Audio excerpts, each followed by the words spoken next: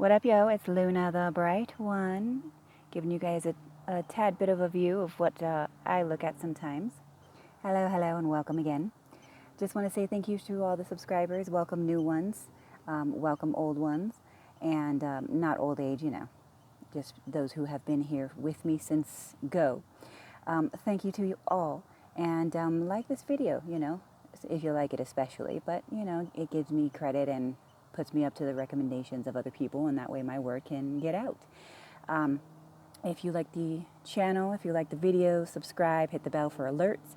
If you want any private, personal, ancestral readings where I actually communicate with your ancestors and give you the answers you've been requiring or asking for, get to my email below in the description box. If you guys want to read stories, go to my blog. The link is down there as well. I've got my Facebook, Instagram, and I just started a Twitter account. Not doing very much on that one yet, but slowly but surely wins the race. So this video is a dedication to a friend of mine, a really good, close friend of mine. Her name is Sandra. She posed a question to me, and I was trying to figure out how in the hell am I going to create a video out of such a question that she asked. So I figured, let me speak on the angel of death. Is he an angel? And is he a he? And is there only one? First, in the angel of death, let's go to the description of what most people know what he is. And I'll say he for this description. Supposedly, he is an angel who actually comes down to those who are dying or dead. Actually, I guess you could say either dying or dead. Some people believe it's when you're dead. Some people believe it's when you're dying. He goes there and there you go. Picks up your soul, takes you to where you're supposed to go, so on and so forth. So in a sense, if you believe that to be true, then the angel of death is a neutral, yes? He would not be evil, nor would he be good. He's just neutral. He's just doing his job. Now, most of that is true. However, it's not just one, and he actually is not an angel, but, we can go into deeper depths if people have questions in that regard. Otherwise, it's not just male, it's both male and female, and it's not just one. And he's in people as well. Yes, he's in people. Almost all types of souls that we know about, angels, demons, gods, freaking Zeus, everybody, has been or is in a person. Multiple people. So the question that was posed to me by my good friend Sandra was, when a person goes to someone who is dying and then dead, leads them all the way to where they need to go, and then the soul goes free to wherever it is, heaven, hell, whatever the hell you want to believe, wherever that soul goes. But when you try to do the same thing with a family member, it does not work. So I asked her, or it doesn't not necessarily not work. She just, let's say you just can't take them all the way to where they need to go. Only to a certain point. This was the question. So only to a certain point and not the whole way. Why? So my question to her was this: was that person dead? Person's not dead yet, but dying, and she knows they're dying. Let me kind of back up a bit as well. To answer that question, I wanted to give a little bit of a history of what the heck the angel of death is, and the fact that there are multiple, like I said. So if you believe that people talk to dead people, such as on the movie The Sixth Sense, they see dead people walking around. Some of them hear dead people walking around. Some see and hear. Others get them in their dreams. I've known someone who dead people visited her in her dreams, and she would help them out that way. Particularly this friend of mine, she does it in dreams. I think it is mostly too, because I'm going to be honest with you. Now, I don't see dead people particularly. I just talk to ancestors and such, which are different than dead people. Dead people are generally, if you're just seeing them on the street, they're lost souls, stuck for one reason or another. And so that's what I'm considering to be dead people at this moment. Now, you name it whatever you want to name it. It's just easier for me to say dead people. There you go. And if you get offended, I really don't give a shit. So anyway, when someone helps a dead person, when they take their soul, they don't take their soul like in a jar. What they do is they meet up with them. They see when they pass, and then they tell that dead person, whatever it is that they need to tell them. Okay, let's just hypothetically say, okay, you're dead now. You've got to go to the river of Solomon or some crap like that. I don't even know if there's a river of Solomon. I'm just saying, hypothetically speaking.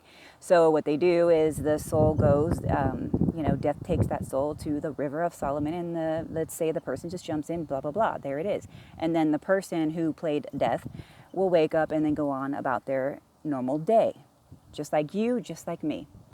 Okay, so those type of people you can consider being the angels of death. Or just death themselves. So they can be in female bodies, they can be in male bodies, they can be female souls, they can be male souls. There's not just one. I mean, imagine how busy he would be, for crying out loud. So anyhows, you can take your ancestors all the way. They have to be dead. You can take anybody all the way to where they need to go.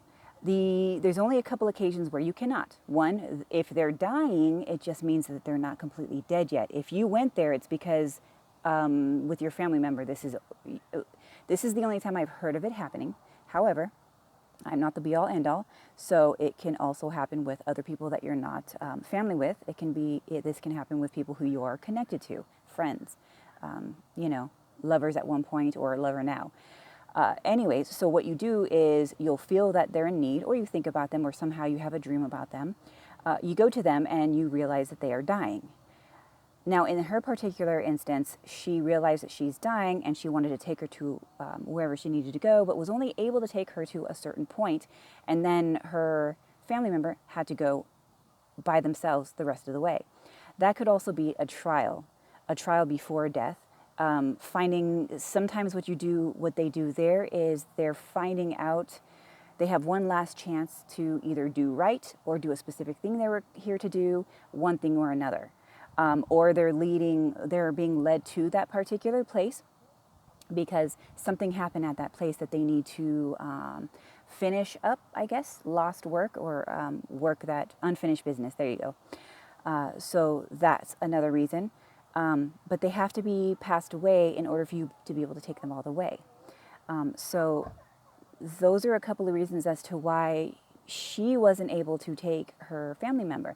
And by the sounds of it, it did seem like, one, she wasn't completely passed on.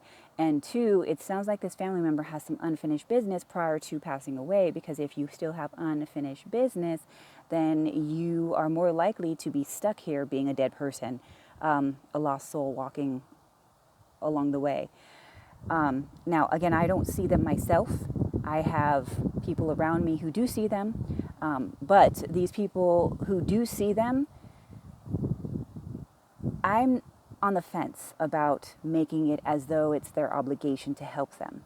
Now, I am going to say that those of us who are light bearers, those of us who want to do good for everybody else, have an obligation to do good for everybody else. So in a sense, we kind of do have an obligation. Now, again, I don't see them, and that's not my job. Now, another thing here with light workers and things like that, I am not a freaking light worker, okay?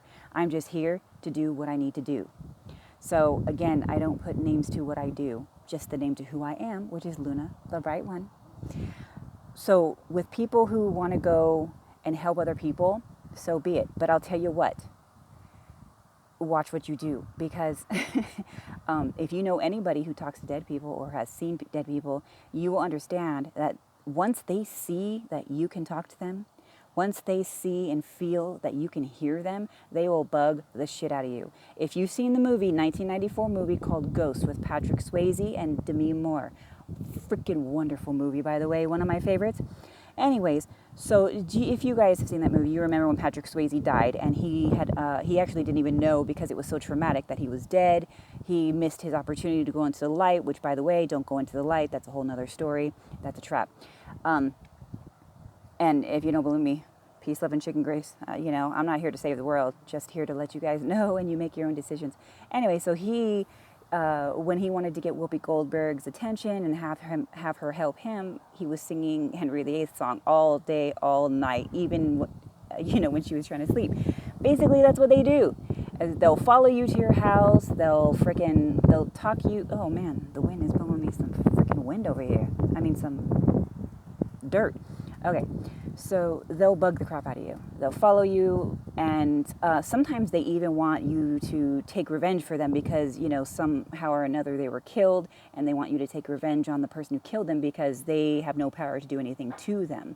So there's a lot of things that have to do with it. So it's overwhelming. So I totally get it if somebody says, no, I don't want to do it. But here's the deal. When something's overwhelming, here's why I'm on the fence for it. Because it's overwhelming. Here's the other side of this, though, playing the devil's advocate. Though it is an obligation and you really don't want to do it because of such an overwhelming sense and sensation and so on, do it the same way that you would do your workday. Like, organize it.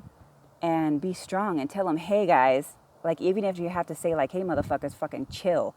You need to wait your turn. Just basically put them in order of organization, I guess you can say. File them away, you know. I mean, these are lost souls that need to be helped. Oh man, I hope you guys can hear me with the wind. Oh, there's a lot of dust with that. Love the wind, but not the dust. How about I do this? Okay.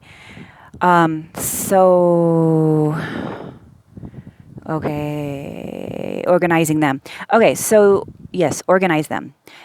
Yes, they are people, and yes, they are lost souls. And here's the thing, they're lost. So yes, we do have an obligation to help them. But we don't have the obligation to make ourselves so tired that we can no longer do it. We have to first take care of ourselves and then take care of everybody else. That's just how it should go, because then all of a sudden you have no more energy and then you're down. Who else can you help? You can't even help yourself. So just organize it. And back to the question at hand. I think I answered that, but I'll just go over it again real quick, to where the person has to be dead in order to take them where they need to go. Some people have trials that they need to go through still before they completely pass on. And generally there's at least one family member in each family that is the angel of death. There's at least one family member. And the reason for that is so the family member can take the other family members to where they need to go. So they're not lost like these lost souls walking around. And that's why. And there should be one in every single family. It's just that people have not been taught these things. They didn't grow up knowing these things. And so they don't understand it. And that's another reason why there's a lot of lost souls. Plus with trauma, like in the movie Ghost, you might not know you're dead. And if you do, you're like Patrick Swayze trying to find people to help you out. And like Whoopi Goldberg, well, you know, she didn't really want to help him out. And then once she did, if you guys have seen that movie, when he came back to her again for the second time to help, all of a sudden she could hear everybody and they're all cluttering around her table. To where she's like, okay, next, you know, one of those things. And that's exactly how it is. Everybody comes to you. So leave it up to your own intuition. Leave it up to your own decision, your own conscience, okay? Because those of us who do good for others, we can't really see others suffer. But again, it is not our obligation to use all of our energy and all of our power on everybody else when we have none for ourselves. You need to take care of you. Take care of I before you take care of everybody else. And if people say, oh, what about your kids? They come first. Listen, whatever the hell you eat and drink, your kids should be eating and drinking, right? So technically when you're taking care of you, you're taking care of your kids at the same damn time. So there, all right? Because I've had people freaking seriously, oh, my kid comes first. But then what if you all of a sudden can't do shit anymore, and then your kid, what, they're going to take care of you? All right. So there's my, there's my little rant. Oh, sorry, with the camera. Anyway, so there's my little rant. All right, so I don't see dead people, but some people do. And there's that. If you guys have any questions, let me know. Comment down below. Negative comments will be deleted. Constructive comments will be answered. And questions will be answered. So love yourselves and reflect the same. Peace, love, and chicken grease.